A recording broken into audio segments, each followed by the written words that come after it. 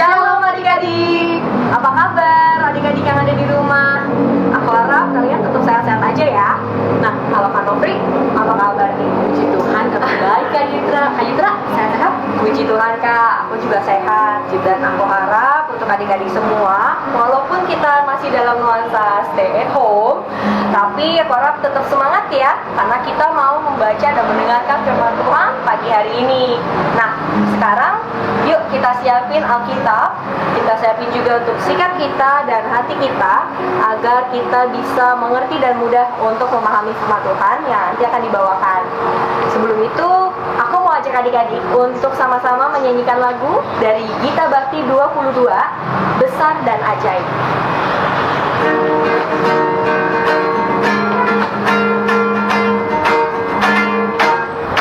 Besar dan ajaib segala karyamu, Allah yang maha kuasa. Adil dan benar segala jalanmu, Raja segala bangsa. Siapa tak takut Tuhan, tak mengagungkan namamu.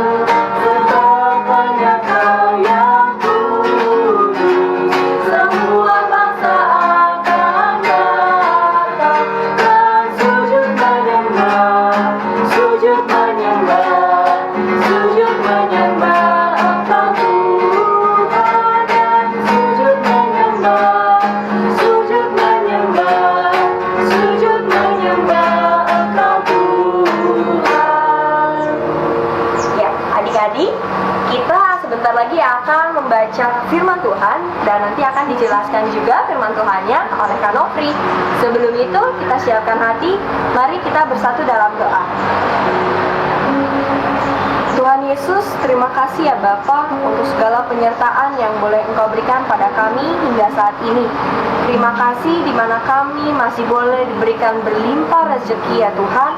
Walaupun dengan saat ini kondisi kami masih ada di rumah, kami masih bisa diberikan waktu untuk berkumpul dengan keluarga dan banyak beraktivitas yang bisa kami lakukan bersama-sama di rumah.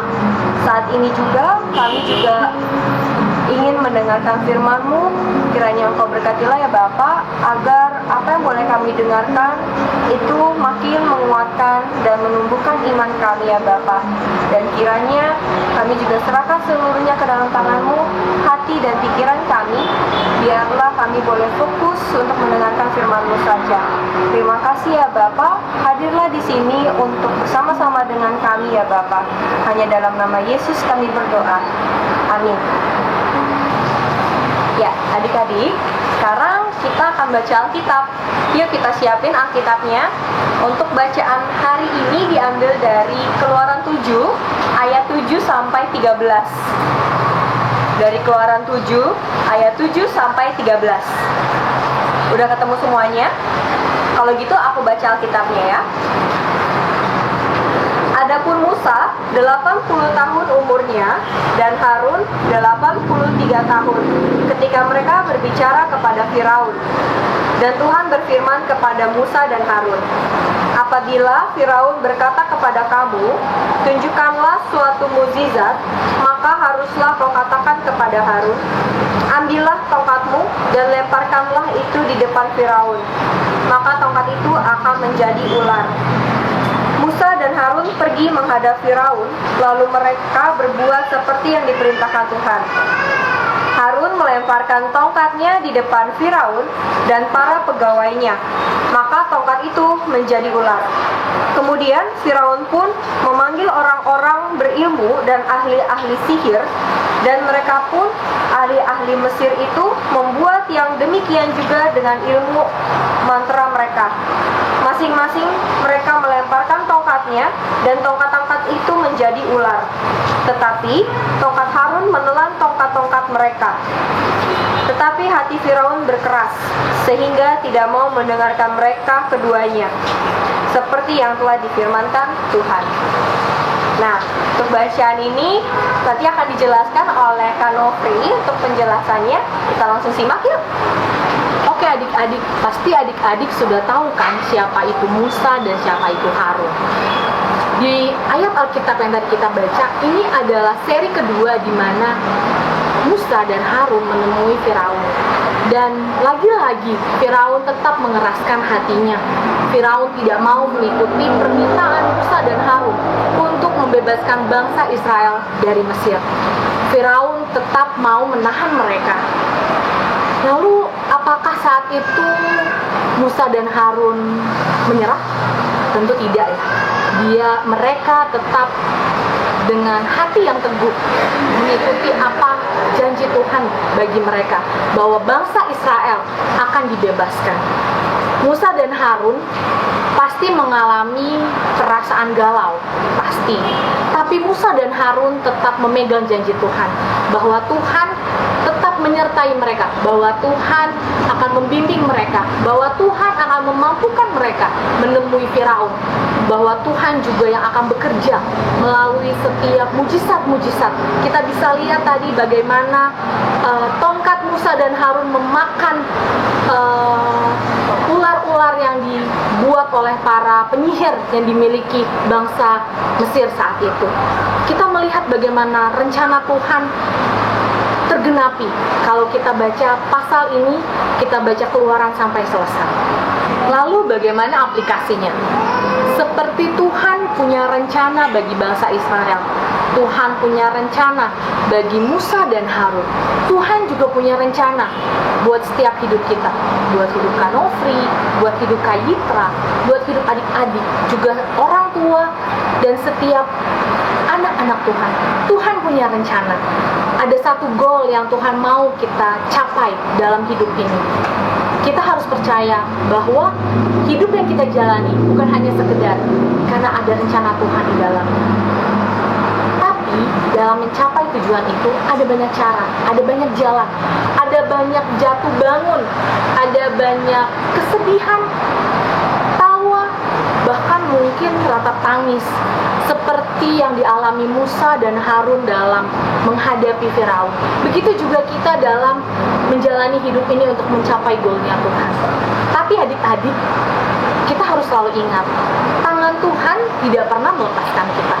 Tangan Tuhan selalu bersama anak-anaknya yang setia, anak-anaknya yang setia berdoa, anak-anaknya yang setia membaca firman Tuhan, dan anak-anaknya yang selalu percaya Tuhan tidak pernah meninggalkan mereka.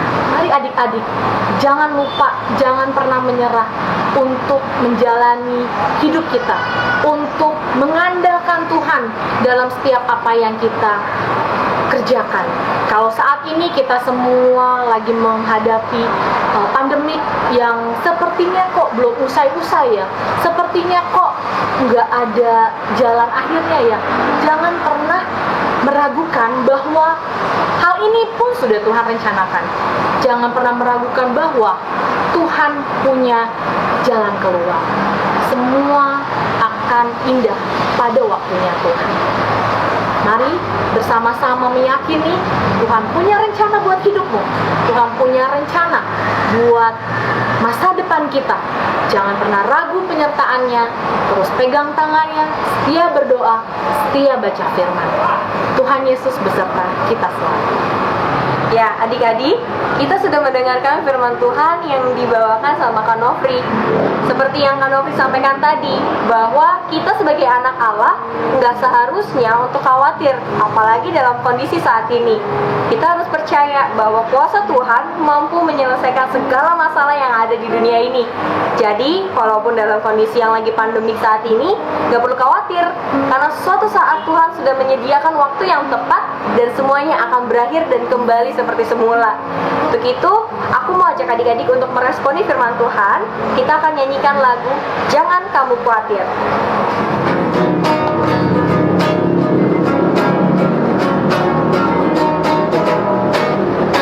Jangan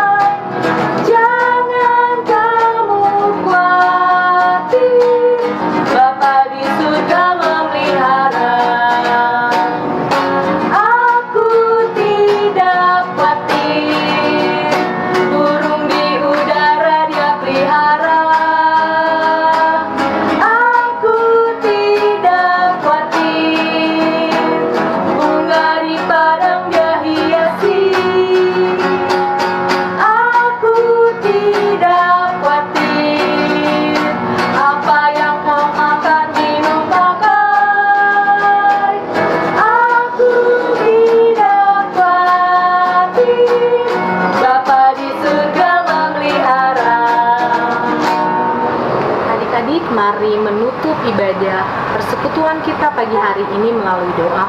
Mari kita berdoa. Tuhan Yesus, terima kasih untuk kesempatan di mana sekali lagi kami boleh menikmati kebenaran firman Tuhan. Terima kasih untuk ibadah online yang boleh sama-sama kami nikmati. Biarlah Tuhan, firman Tuhan yang kami pelajari pada pagi hari ini membuat kami semakin meyakini bahwa Tuhan punya rencana buat hidup kami, bahwa Tuhan memegang kami, bahwa Tuhan beserta dengan kami. Biarlah di dalam menjalani hari-hari ke depan kami boleh memiliki iman percaya itu. Biarlah kami juga boleh semakin mengandalkan Tuhan di dalam setiap perjalanan hidup kami. Di dalam masa-masa pandemik ini khususnya Tuhan, Engkau juga yang mau anugerahkan kesehatan, mau anugerahkan kami hati yang mau bersabar, mau menikmati kebersamaan bersama dengan keluarga di rumah, mau menikmati waktu lebih lagi bersama dengan Tuhan. Pimpin kami Tuhan di dalam 1 minggu ke depan, setiap aktivitas kegiatan kami Tuhan yang beserta. Ini doa kami, ini ungkapan syukur kami yang kami naikkan hanya di dalam nama Putramu Yesus Kristus yang adalah Tuhan dan Juru Selamat kami.